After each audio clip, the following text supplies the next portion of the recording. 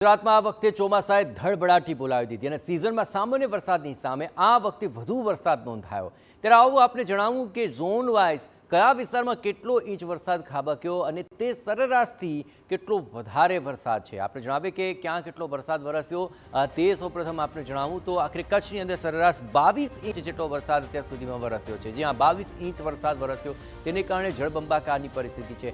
આખો જે કચ્છ પંથક આપ જોઈ રહ્યા છો તે આખરે જળબંબાકાર છે। અને ત્યારબાદ સૌરાષ્ટ્ર પંથકની વાત કરું કુલ 27.38 ઇંચ વરસાદ અહીં પણ ખાબક્યો છે। સૌરાષ્ટ્રમાં જે પાણીની ઘટ હતી પરંતુ હવે ત્યાં પણ વરસાદ સારા એવા પ્રમાણમાં વરસી ચૂક્યો છે જે અત્યારે ખૂબ સારો જણાઈ રહ્યો છે। ઉત્તર ગુજરાતમાં તો 33.12 ઇંચ જેટલો વરસાદ ખાબક્યો છે અને આખી આ પરિસ્થિતિ આપ જોઈ રહ્યા છો।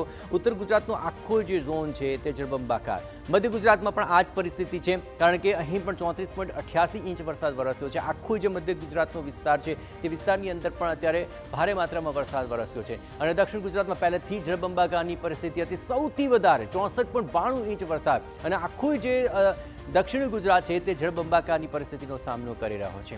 સૌરાષ્ટ્રની અંદર સિઝનનો 93% વરસાદ અત્યાર સુધીમાં વરસી ચૂક્યો છે। જ્યાં સૌરાષ્ટ્ર પંથકની અંદર 93% વરસાદ અત્યાર સુધીમાં નોંધાયો હોવાની વિગતો જે સરેરાશથી હજુ પણ 7% તો ઓછો વરસાદ કહેવાઈ રહ્યો છે। એટલે હજુ પણ અહીં 7% વરસાદની ઘટ વર્તાઈ રહી છે જે સરેરાશની અંદર 7%નો ઘટાડો બતાવે છે। મધ્ય ગુજરાતમાં પરિસ્થિતિ તેનાથી વધારે ઉલટી છે કારણ કે મધ્ય ગુજરાતમાં 100%થી ઉપર વરસાદ અત્યાર સુધીમાં પડી ચૂક્યો છે।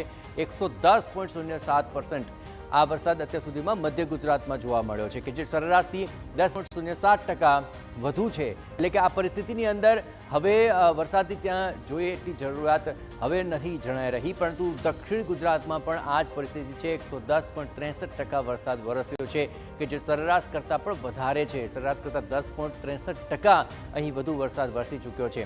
તો કચ્છની અંદર પણ આ જ હાલ છે જ્યાં 116.12% વરસાદ અત્યાર સુધીમાં વરસી ચૂક્યો છે જે સરેરાશ કરતાં 16.12% વધુ વરસાદ વરસાવી ચૂક્યો છે અને ત્યાં પણ જળમગ્ન પરિસ્થિતિ છે।